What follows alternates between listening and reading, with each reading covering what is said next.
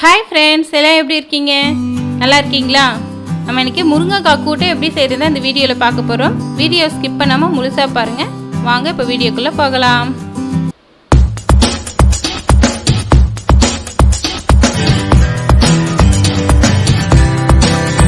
First நம்ம முருங்கைக்காவை வேக வச்சுக்கலாம்.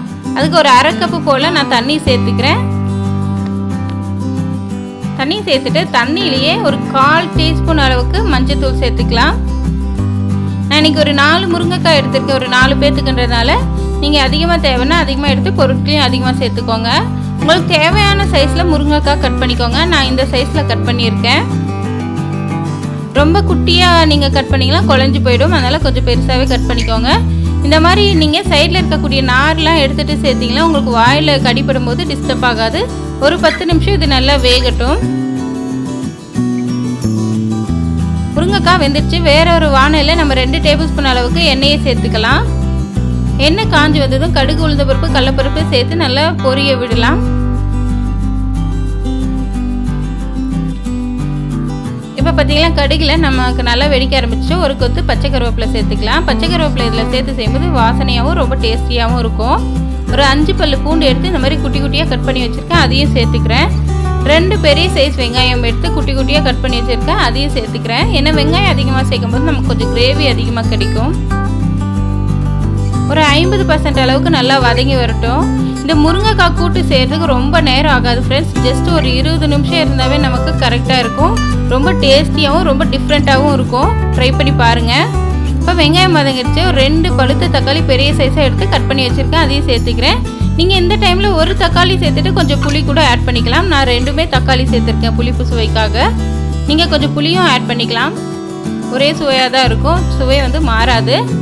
இப்போ தக்காளி வெங்காயம் எல்லாம் நல்லா வதங்கிறதுக்காக நம்ம தேவையான அளவு உப்பு இப்போயே சேர்த்துடுறோம். உங்களுக்கு என்ன அளவுக்கு தேவையோ அந்த அளவுக்கு பார்த்து சேர்த்துக்கோங்க. ஃபஸ்ட்டு இப்போ கம்மியாக கூட சேர்த்துக்கோங்க, பின்னாடி செக் பண்ணி சேர்த்துக்கலாம். 3/4 டேபிள் ஸ்பூன் அளவுக்கு குழம்பு மிளகாய் தூள் வீட்டில் அரைச்சது சேர்த்துருக்கேன். இது காரம் அதிகன்றதுனால நான் 3/4 டேபிள் ஸ்பூன் சேர்த்துருக்கேன். உங்களுக்கு எந்த அளவுக்கு காரம் வேணும், உங்கள் மிளகாய் தூள் எப்படி காரம்னு பார்த்து சேர்த்துக்கோங்க.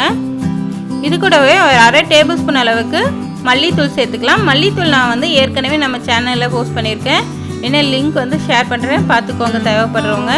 சேர்த்துட்டு மிளகாய் தூளும் மல்லித்தூளும் பச்சை வாசம் போகிற அளவு நல்லா வதக்கி விட்டுக்கலாம். இப்போ பச்சை வாசம் போயிடுச்சு, நல்லா வதங்கிடுச்சு. தக்காளியெல்லாம் நல்லா வதங்கிடுச்சு. இப்போ நம்ம வேக வச்சுருக்கக்கூடிய முருங்கைக்காய் இதோட சேர்த்துக்கலாம்.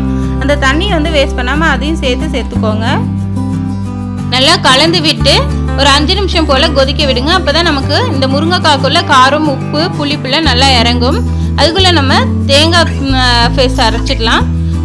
ஒரு பில்ல தேங்காய் எடுத்து குட்டி குட்டியாக கட் பண்ணி வச்சுருக்கேன். தேங்காய் துருவலாக இருந்தால் ஒரு 3 டேபிள் ஸ்பூன் அளவுக்கு நீங்கள் எடுத்துக்கோங்க. இது கூடவே உங்களுக்கு தேவைப்பட்டால் கசகசா ஒரு 1/2 டேபிள் ஸ்பூன் சேர்த்துக்கோங்க. நான் இன்றைக்கி சேர்க்கலை. அடுத்ததான் ஒரு 1/2 டேபிள் ஸ்பூன் அளவுக்கு சோம்பு சேர்த்துக்கலாம். சேர்த்துட்டு நல்லா ஃபைன் பேஸ்ட்டாக அரைச்சி எடுத்துகிட்டு வந்துடலாம்.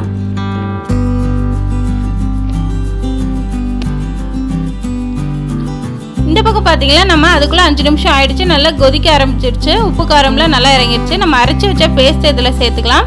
சேர்த்துட்டு ஒரு 3 நிமிஷம் நல்லா கலந்து விட்டு கொதிக்க வச்சா போதும். ரொம்ப நேரம் விட்டுறாதீங்க. தேங்காய் சேர்த்து ஒரு 3 நிமிஷம் கொதிக்க வைங்க, அவ்வளோதான். ரொம்ப நேரம் விட்டிங்களா சுவை வந்து மாறிடும். நல்லா கலந்து விட்டுருங்க.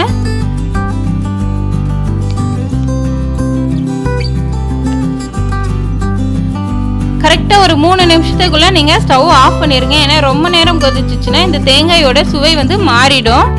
இப்போ பாருங்கள் 3 நிமிஷம் ஆயிடுச்சு, நல்லா கொதிச்சிடுச்சு. இப்போ கொஞ்சோண்டு கொத்தமல்லி இலையை தூவி ஸ்டவ் ஆஃப் பண்ணிடலாம். நீங்கள் கொத்தமல்லி இலையை தூவி ஸ்டவ் ஆஃப் பண்ணிவிட்டு அதை கலந்து விட்டுக்கோங்க. ஸ்டவ் ஆன்லேயே இருக்கும்போது கலந்து விடாதீங்க. ஏன்னா அதில் இருக்க பச்சை வாசம் ரொம்பவுமே டேஸ்டியாக இருக்கும். குழம்புக்கு இன்னும் கூடுதல் சுவை சேர்க்கும்.